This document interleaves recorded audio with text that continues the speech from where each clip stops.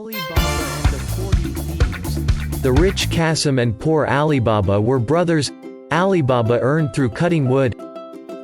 One day, he saw 40 thieves opening a rock saying, "Open sesame," and after coming out saying, "Close sesame." When they left, Alibaba did the same and went inside the cave. The cave was full of gold, silver, diamonds, valuable fabrics, and treasure chests. He filled the bags with gold and brought them home. When his brother Qasim came to know about the treasure, he attempted to do the same as Ali did. But he was caught by the robbers and they killed him.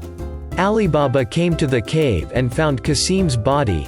He carried him to his house and buried him with the help of Morgiana, the slave. When the thieves came back to the cave, they found the body missing. The chief ordered the thieves to search for the person who knows their secret. When they found out about Alibaba, the chief disguised himself as an oil merchant and brought 39 robbers inside the oil jars to Alibaba's house. But Morgiana found out about the trick. She poured hot oil inside the jars and killed all the thieves. When the chief came to Alibaba's house to dine, the maid killed the chief. Seeing Morgiana's dedication, Alibaba freed her from slavery and rewarded her by marrying Morgiana to his son. Alibaba was the only person who knows about the cave and the treasures.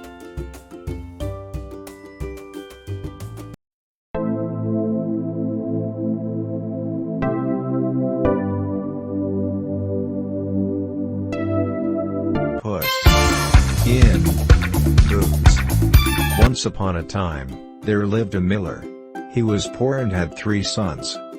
Before he died, he gave his mill to the eldest son, a donkey to the second, and a cat to the youngest. The youngest son cried on his misfortune. "Master, please don't cry. Just lend me a pair of boots. I will make you happy and rich," the cat said. The youngest son decided to believe the cat and gave him a pair of boots. The cat jumped into the boots and ran into the forest. He hunted rabbits and took them to the king. "Your Majesty, please accept this small gift from my master, the Marquis of Carabas," said the cat. The king was delighted. The cat continued to bring gifts for some days. The cat heard that the king was planning to drive in the carriage with his daughter along the riverside. So, the cat asked his master to go to the river and bathe. The youngest son took his clothes off and went into the river. Just then, the king's coach approached the riverside. The cat shouted, "Help! Help! My lord, someone took his clothes and left him in the river." The king, who heard the cry, stooped the carriage and asked his men to get him a new dress and help him out of the river. The king offered him a ride. The cat was pleased as his plan had succeeded. Now, he had to arrange a big castle for his master. The cat went to the farmers working in the field and said, "Hey, people. If anyone asks you whose field this is, say it belongs to Marquis of Carabas. If you do, I will kill the ogre that troubles you." Later, when the king's carriage reached the field, he asked the farmers whose field it was. They answered, "It belongs to Marquis of Carabas." Finally, the cat came to the castle that belonged to the scary ogre. The cat said, "I have heard you can change yourself using magic, but I think it's a lie." The ogre got angry. "I can prove you wrong, just tell me what you want to see?" The cat asked, "Can you change into a big animal?" The ogre changed into a great lion. The cat said, "Okay. I agree, but can you turn into a small mouse?" The ogre changed into a mouse. At that moment, the cat caught the mouse and ate it. Later, the cat invited the king to the castle and said, "This is the castle of the Marquis of Carabas." Later, the Marquis of Carabas got married to the princess. They all lived happily ever after. Subscribe to the channel.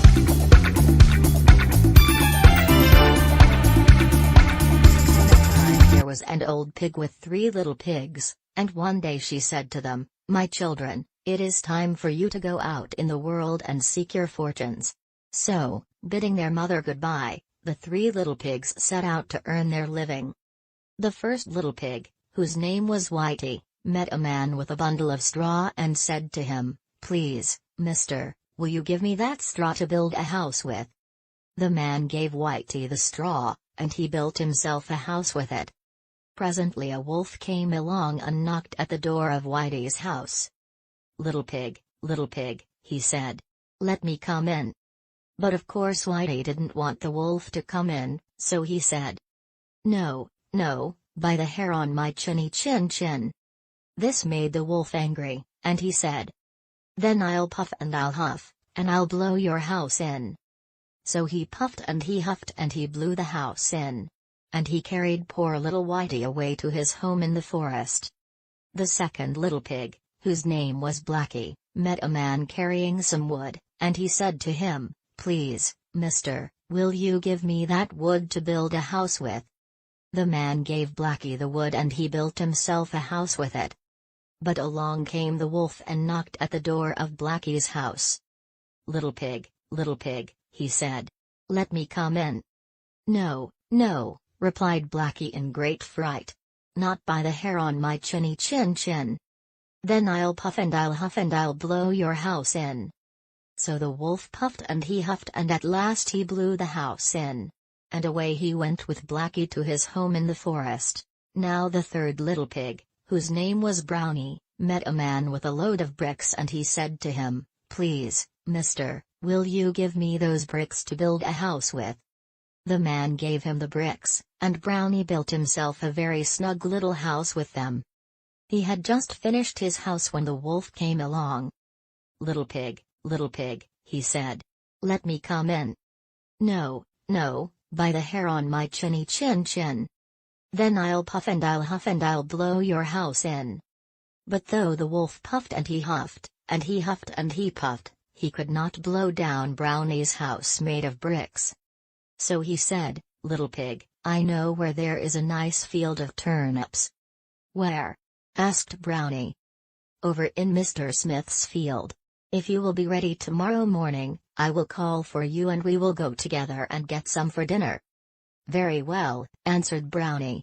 I will be ready. What time do you want to go? Around 6 o'clock, answered the wolf. Got up at 5 o'clock and went out and got the turnips and was back home before the wolf came at 6 o'clock.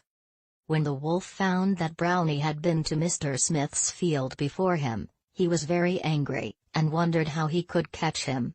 So he said, Little pig, I know where there is a nice apple orchard. Where? Asked Brownie. Down at Mary Garden, replied the wolf. I will go with you tomorrow morning at 5 o'clock and we will get some apples.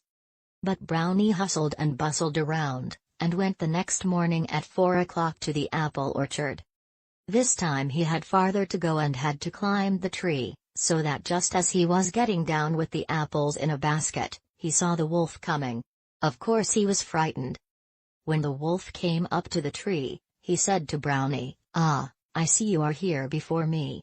Are they very nice apples? Yes, indeed, replied Brownie. Here, I will throw one down to you. And he threw the apple so far that while the wolf was running to pick it up, the little pig jumped down from the tree and ran home. Now the wolf was very, very angry, and he thought and finally thought of a plan to catch the little pig. Coming to his house the next morning, he said, Little pig, there is a fair in town this afternoon. Will you go? Oh, yes, replied Brownie. I will be very glad to go. What time will you want me to be ready? At 3 o'clock, said the wolf. But Brownie went off to the fair at 1 o'clock and bought a great big copper kettle. Alas! On the way home with the kettle, he saw the wolf coming up the hill. Poor little Brownie! He didn't know what to do. And then suddenly he jumped into the copper kettle and gave himself a push. And the kettle went rolling over and over, with the little pig in it. When the wolf saw the kettle coming rolling toward him, he was so frightened that he turned and ran back home without going to the fair. The next day he stopped at the little pig's house and told him how frightened he had been by a great, shining thing that had rolled down the hill toward him. Then Brownie laughed, and said to the wolf, Ha! I frightened you, Mr. Wolf. I had been to the fair and bought a copper kettle, and when I saw you coming I got into it and rolled down the hill. This made the wolf so very angry that he jumped up onto the roof of the little pig's house and started to climb down the chimney. When Brownie saw this, he made a blazing fire in the fireplace and hung the copper kettle over it full of scalding water. And just as the wolf came down the chimney, the little pig pulled off the cover of the kettle and plop! Into the scalding water fell the wolf.